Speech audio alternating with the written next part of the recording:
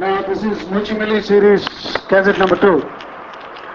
Now, we all have this problem once in a while, facing a moral dilemma sometimes, when able to decide what is right or what is wrong.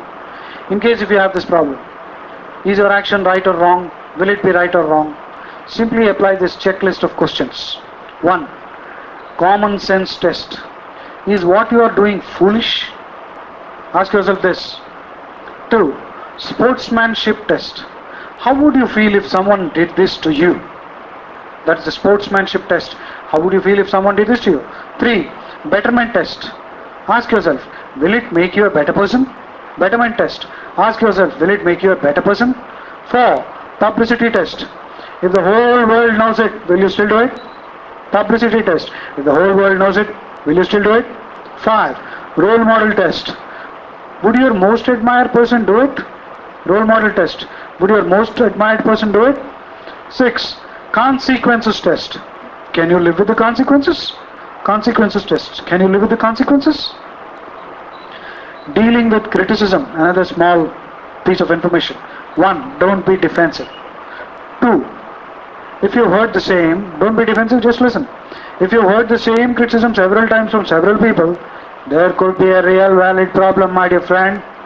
3. Consider the source. Is that person upset or overreacting? In that case, you need not worry about the criticism. 4. Relax. Deep, slow breathing helps. 5. Separate yourself from the behavior. You're not bad just because you made a mistake. 6. Try to learn something. Consider how you can improve. Active listening. Active listening is a hot topic today. Listening can be our most powerful communication tool. Be sure to use active listening. Hearing and listening are not the same. Hearing is the act of receiving or perceiving sound. It is involuntary and simply refers to the reception of oral stimuli. Listening is a selective activity which involves the reception and interpretation of oral stimuli. It involves decoding the sound into meaning. Listening is divided into two main categories, passive and active. Passive listening is little more than learning, or hearing, It occurs when the receiver of the message has little motivation to listen carefully, such as music, storytelling, TV, or being polite. People speak at about 100 to 175 words per minute, but they can listen intelligently at 600 to 800 words per minute. Since only a part of our mind is paying attention, it is easy to go into mind drift. M-I-N-D-D-R-I-F-T, mind drift, thinking about other things while listening to someone. The cure for this is active listening, which involves listening with a purpose. It may be to gain information, obtain directions, understanding others, solve problems, share interest, see how another person feels, show support, etc.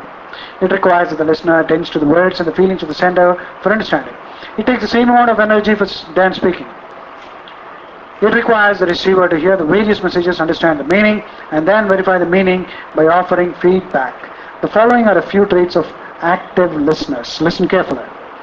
1. An active listener spends more time listening than talking. 2. He or she does not finish the sentence of others. 3. Does not answer questions with questions. 4. They are aware of biases.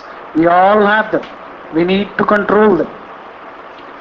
Never daydreams or becomes preoccupied with his own thoughts while others talk. 4. Lets the other speaker talk. Does not dominate the conversation. 5. 1, 2, 3, 4, 5, 6, 7 in fact. Plans responses after the person has finished speaking, not while they are speaking. In fact, here I would like to add, then you must learn your own shorthand. Your own shorthand would mean try practicing writing without the vowels, knock off the vowels, but the articles and conjunctions, please keep them, and use mathematical symbols and also your own abbreviations. For, let us say, representative, you write REP dot. So if you can use this, you will have your own shorthand. While you're listening, you can quickly jot down important things and later ask. Because very often when we listen to an expert, it so happens that at the end, the expert normally says, any questions? Nobody has a question because most of them have not written down anything. Next, an active listener provides feedback but does not interrupt incessantly. Next, analyzes by looking at all the relevant factors and asking open-ended questions.